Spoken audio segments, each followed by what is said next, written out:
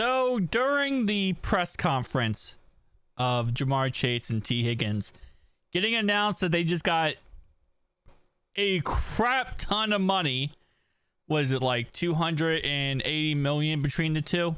It's insane. Might be more than that. Beside the point, one of the reporters called T. Higgins a wide receiver too, and Ja'Marr Chase had to correct him very quickly. Let's play it. When you see it put out there that you're the highest paid wide receiver too, how does that feel? 1A. You're saying what's put out. I'm right? fixing it. 1A. Yes, sir. Which, here's what I'll say about the whole situation. Once you become a Bengal, you realize, I think the first thing you realize, right? And the first thing you have to adopt to, the media in general is going to hate on you. The media in general is going to, lower you down like in the atmosphere of being a player. Like, you would never be more belittled than when you're a Bengal than any other player in the NFL. Now, these reporters are a lot of the Bengals reporters, so they're not really that bad. They're actually pretty good to a certain degree. So I'm not really saying them in general, but I think you kind of get that sensation of like, okay, I'm going to be put on the smallest pedestal possible and thrown into a corner. So, especially with T being here, as long as T was here, has been here for, and is going to be here for, obviously, this face is the only face you can make when someone calls you a wide receiver too. Like, when anyone, if you're a Bengal and anyone insults you, it is so second nature at this point with how the media tears us apart that is the face you make. You're just like, oh, wow, another insult. That's crazy.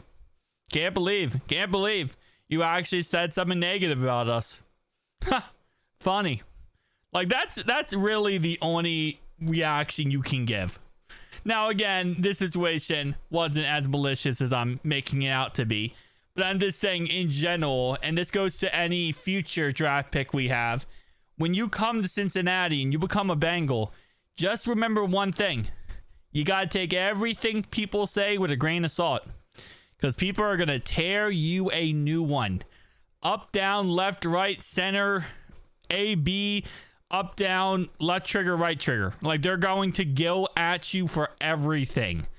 And your success is looked down versus other teams' success because you're in Cincinnati. It is what it is. The media hates us. The media rips us a new one all the time. We could go win the Super Bowl, and the media, and I guarantee this, when we win a Super Bowl, when we win it, not if, out of that if crap, it's when, and multiple, by the way, when we win our first Super Bowl, I guarantee you, I promise you, you can quote this video. One of the first things people are going to say, well, it took them long enough. It took them long enough. Well, for a franchise that's been around for this amount of time, it's crazy how they haven't won a Super Bowl and they finally did. But, this other franchise, they've been around for this amount of time. They were able to win multiple. If it wasn't for this, and this, they would have multiple. I guarantee you the second we win it, that's all the media is going to rip us with. It's not going to be about us winning it. It's not going to be about us getting a ring. It's not going to be about us, accomplishing something. It's going to be about, well, they could have did this, and this. They should have done this and this. This is why it took so long. This is why this happened. This is why. I guarantee you, it's like, you can't win. You can't win with the media when you're in Cincinnati. You can't. It don't matter what you do. You can cure everything. You're still a loser. It is amazing. But it's awesome. Because the reason why it's awesome is it's motivation. It's hate motivation.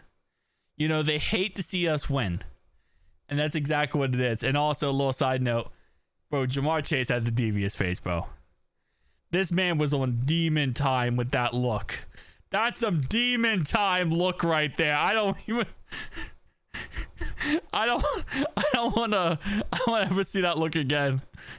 That man is is like, you know, he doing something, man. He's doing something. That's the look of a man's who is like, hey, don't you know, do that.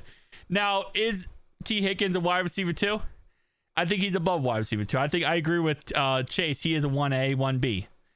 Although I don't agree he's a 1A because usually the motto is when you're both wide receiver ones, you have a 1A and a 1B.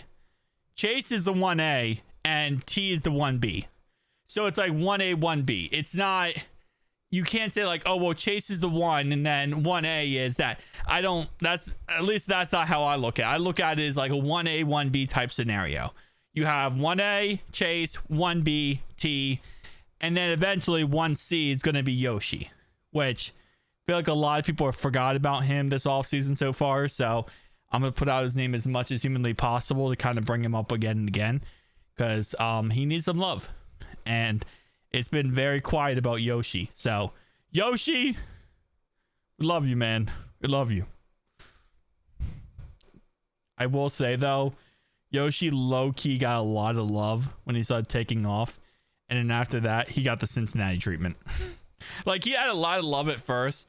And then the Cincinnati treatment kicked in and was like, yep, we're going to trash on him. And the media just rips him a new one all the time for no reason. Peace out.